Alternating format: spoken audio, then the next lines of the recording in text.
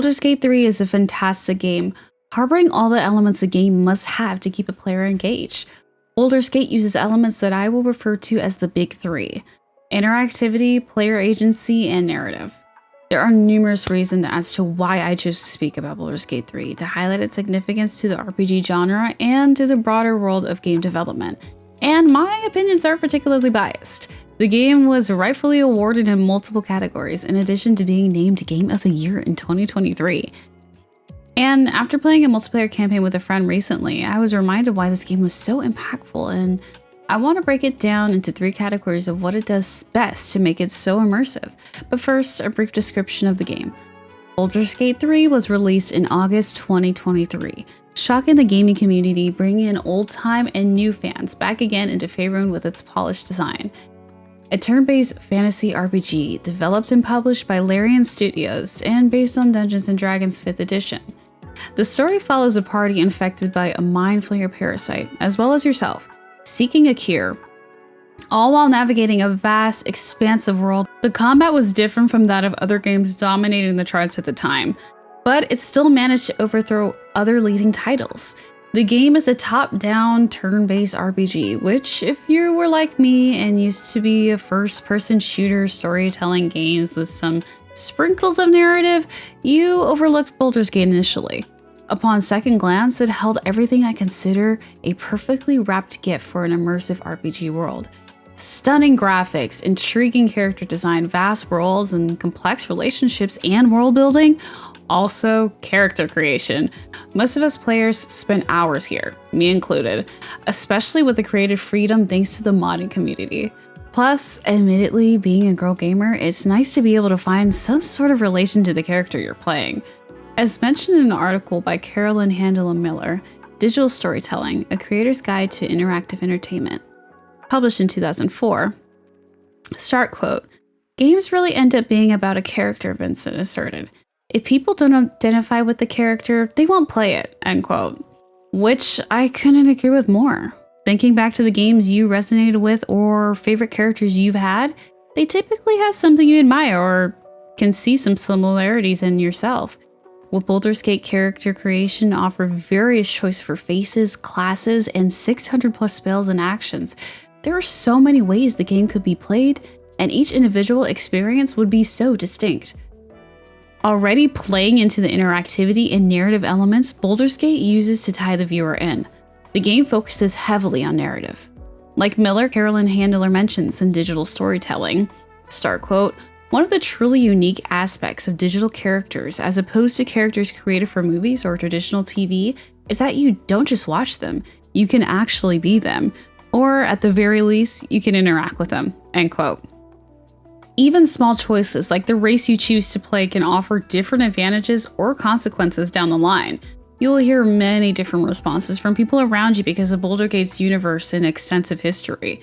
It almost parallels reality. Certain stereotypes are held to extremes by some individuals within the realm. So it resonated with me as someone with a mixed background. I come from a family that always embraced diversity, and you see lots of different opinions and hateful views in the world when you step outside of your bubble per se. All the characters in your party, as well as yourself, share a similar burden, trying to find a cure and a way back to life before the parasite. This is the game's general premise as well. Each character is vastly different from the others, holding different religious beliefs and traumatic conflicting backgrounds, tied into another narrative element of the game, if you choose so, is to use power. Without spoiling the narrative much, the parasite can give you psychokinetic control, even give you an option to side with the devil, which wouldn't take a genius to know that there would be some hidden ramifications to that choice. You could somewhat vicariously live through your character, choosing dialogue options that can change the game's trajectory when presented with a significant choice. The game uses turn-based combat, using Dungeons & Dragon-esque dice rolls for skill checks. For those who aren't aware, it's like certain stumps you can run into based on your set stats for a character. If you want to persuade a character within the game, you need to have certain high stats to the skill to succeed. The overall goal of the game becomes evident under the pressure of saving our affected crew and ourselves from this unknown powerful astral presence, infecting us all inside of our heads. But what's the individual chooses to do on that path to finding it can affect how the game's story plays out. With a total of 17,000 different endings rumored, truly the possibilities are really endless. Most dialogue choices are more obvious between the good, bad, neutral, but each choice holds its own weight. This is really where Baldurs Gate focuses on another of the big three elements. The player's agency. Mentioned in an article written by Morrison Bryce, start quote, meaningful choices pull at players' heartstrings, prompting them to look within.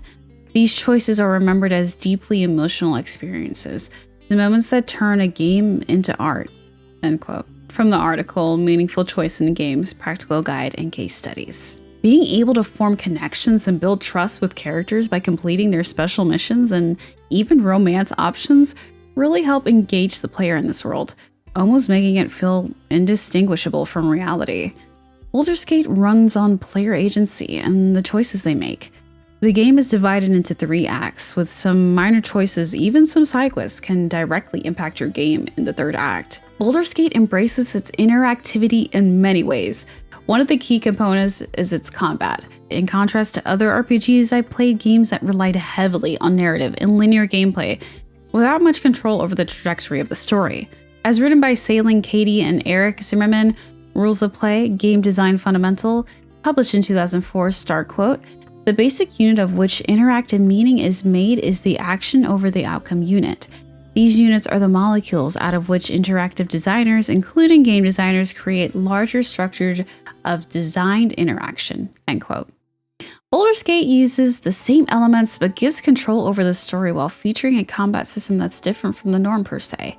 The top-down, turn-based combat style admittedly did make me question whether I was going to be as engaged as usual, but what I failed to realize is that this game is highly dependent on strategy within the narrative. Specific spells certain enemies are weak to. Other party members might have certain affinities to or advantages in certain narrative and combat situations. Depending on your class with combat or certain choices, you are awarded XP. With this XP, you can level up your character and party. It also gives you authority over using the environment to your advantage within combat, allowing certain structures to be broken or shoving enemies into chasms from heights, letting you interact with items within the world, being able to read pages from books and uncover mysteries with certain items, or shooting blockades to open secret passages to bigger areas. Certain dialogue choices, or even choices in general, can affect your companion's attitude towards you, like when Shadowheart and Lae'zel get into heated disputes all throughout the game. You can choose to take either side or ultimately convince them to get on good terms with each other. Small things you choose to keep or interact with might trigger a cutscene from a certain party member or lower their attitude towards you, which can ultimately make them leave your party if it's too low or make them less willing to help. Paralleling other game mechanics like Red Dead Redemption's Honor Bar or Mass Effect's, where your appearance or reputation can be altered based on how you interact with people within the world. The point clicks and decisions you make that aren't fast-paced in comparison to other AAA games you might encounter in the RPG genre don't take away from the anxiety that can arise when you are out of spell slots, low health, 0 health potions or revive scrolls, and your last save was 2 hours ago. Just like any other game fights, it requires skill and patience and possibly a few retries. Overall, I can talk for hours on why this game is one of my favorites and why others might agree. It uses narrative, interactivity, and player agency all perfectly mixed together in my perfect flavor of RPG game genre soup. The game drops you into a place of discovery, just like the characters around you. They are met with big choices, facing difficult paths, changing their life goals due to your influence, and even sacrificing some things they felt indebted to. You learn, understand, and build connections with those around you and the world. Straying from meaningless, linear choices that have 0 impact, each decision, act, and choice actually matters. Explained in better terms by Narian Abhinav in the article The 9 Types of Player Choices with Examples, published in 2016. Start quote. A hollow choice is a player choice that has almost no consequences on the rest of the player experience, usually based on pure preference or random selection, end quote. There is a tremendous sense of control as you are seen as the leader, deciding where everyone should go, who to bring alongside you, and which relationship you can choose to develop. presenting real-life choices we might have to make periodically in our lives, met with big decisions that might change our perception of things or make or break relationships. Essentially, you are living as yourself in another universe. From the article of the 9 types of player choices, start quote, essentially, the sentiment comes down to the idea that the meaningful choices are what define the gaming experience, end quote. Baldurs Gate 3 delivers you control over the narrative. If you choose to go the dark urge path, kill everyone in your sight, only a few will choose to stay by your side. You can help your party realize that their commitments and past don't define them, and that they aren't obligated to endure mistreatment. You could help your party avoid self-destructive decisions that might negatively impact them or others, making friendship with those around you if you so choose, forming deeper romantic connections. Building trust in allies through your choices dribbled throughout the 3 acts to help you in the endgame. Staying sharp, not afraid to question, seeing all the possibilities of what-ifs or different gameplays, classes, stats, and races, and how it might affect the general attitudes towards you. Your choice and power are there, paralleling real life. It's interesting to think about how maybe our favorite video games aren't so different from